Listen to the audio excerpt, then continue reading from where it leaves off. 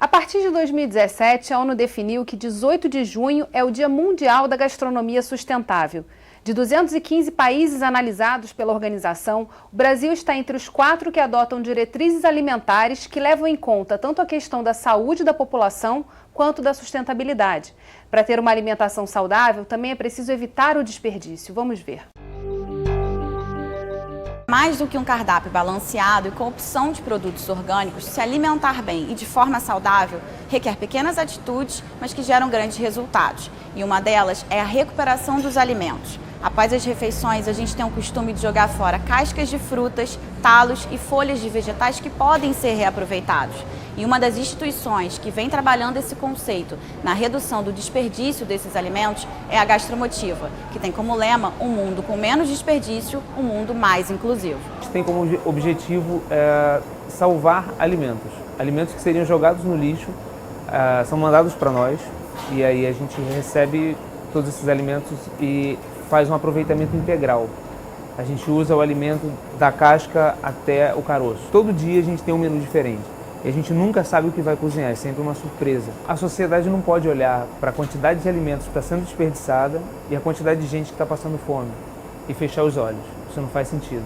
Então, a nossa intenção é fazer uma ponte entre os chefes, distribuidores, produtores e essas pessoas que estão passando fome. Sentar numa mesa e achar uma solução para esse problema.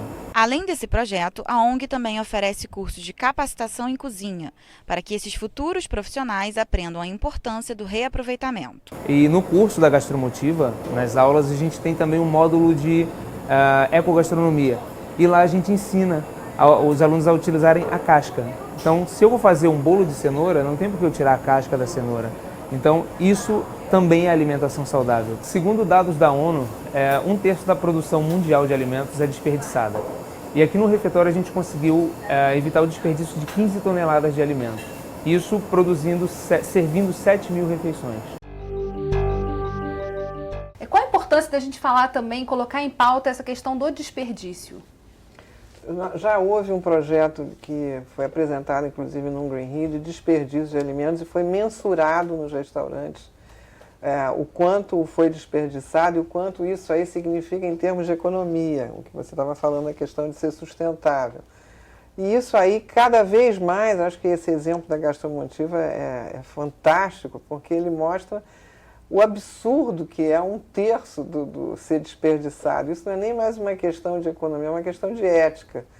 Você tanta gente passando fome, você desperdiçar alimento. Então, eu acho que cada vez mais, seja pelo lado viés econômico, seja pelo lado da ética, você tem que ficar atento à questão do desperdício.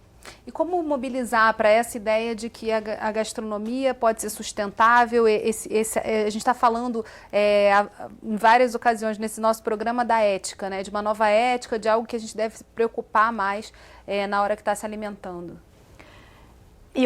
Existe a questão toda do desperdício, mas que não pode ser também dissociada da questão das perdas, porque sim, nós temos aí uma meia lua, não é? Um 50-50 de responsabilidade.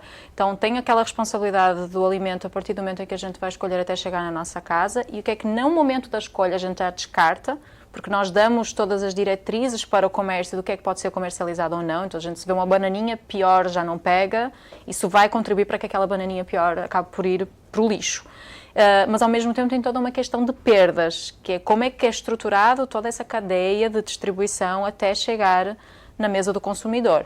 E que no Brasil é extremamente complexo pensar sobre isso. Então, se a gente vai pensar, há pouco estávamos a falar sobre política pública e gestão pública relacionada com alimentos, a distribuição de alimentos no nosso país é absolutamente crucial nesse sentido. Então, como é que é feita tanto a distribuição e a logística nacional, regional, municipal, como é que o alimento chega até à nossa mão? Não só de onde ele vem, mas todo esse processo. Quanto mais curta a distância, menos chance o desperdício acontecer, mais saudável vai ser o alimento, mais sustentável, e a gente sempre entra nessa vantagem, não é? Quanto mais sustentável, normalmente mais saudável ele vai ser também. Em relação à ética e à sustentabilidade, temos de olhar também o que é que podemos fazer com as cascas dos alimentos que não podemos aproveitar.